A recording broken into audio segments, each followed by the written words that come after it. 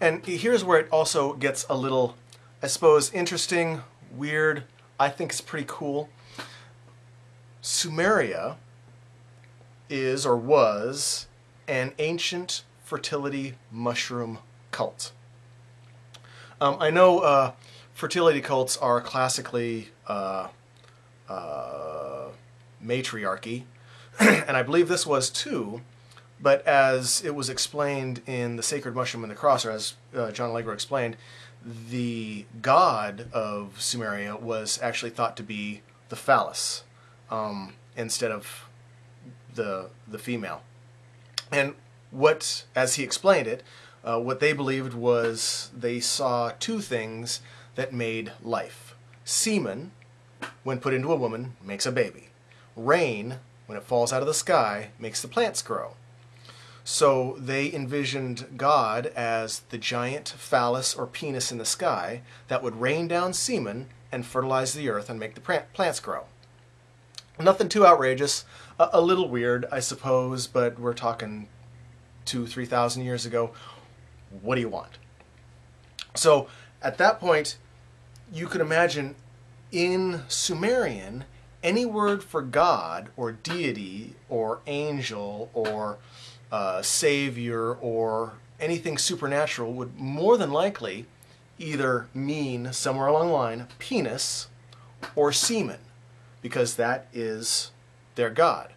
Now, they just happen to have, or there just happens to be a plant where they believed that God's semen would collect, and if they ate it, they would become closer or more godlike. And that plant, of course, just happens to look like a penis. How convenient. The mushroom, the psychedelic mushroom. So that's how they were a fertility mushroom cult. So in the words in the Bible, all the J words, John, Jehovah, Jesus, Yahweh, I believe is originally a J word, they all derive from the word semen. Not penis, but semen. And like I was saying in a previous video, way back, the word Christ is actually not a last name. It's a title, and it means the anointed one. So Jesus is one of the J words, which means semen, and Christ is the anointed, whereas Jesus Christ literally means semen smeared at the time that it was written in the Bible. So if you go back through a lot of these words, in ancient Sumerian, Moses means emergent snake. If you take it at the time that it was written in the Bible, the word Moses meant emergent snake. And back then, as some of John Allegro's studies found, the psychedelic mushrooms of the area usually only grew after heavy rains or thunderstorms. And there's parts of the Bible where Moses is referred to as the thunderbringer. So after a thunderstorm, the mushrooms grew really fast, like a snake emerging up out of the grass, or emergent snake. So after you understand that the words that we're interpreting, or they are interpreting today using modern Hebrew and Aramaic, have absolutely nothing to do with the words that were originally used. So I want to take this back to Mr. Nigger and his trying to change the meaning of the word.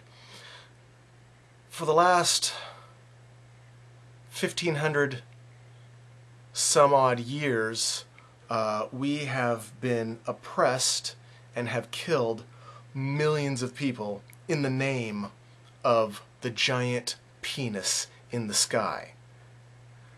So the original definition and keeping the meaning of words, to me, is extremely important.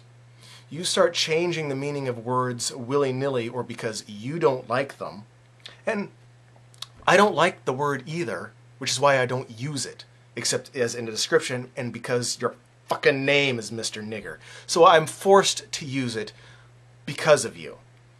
I don't like the word. I don't want to use the word. I don't think anybody should use the word. But when I hear people that do use the word, I know I don't want to be associated with them because I know the definition. in the future, you may actually succeed in changing the definition of the word. And I'm hoping that a cult doesn't start up where people are killing everyone else that doesn't accept the definition of nigger. That's why definitions are important to me.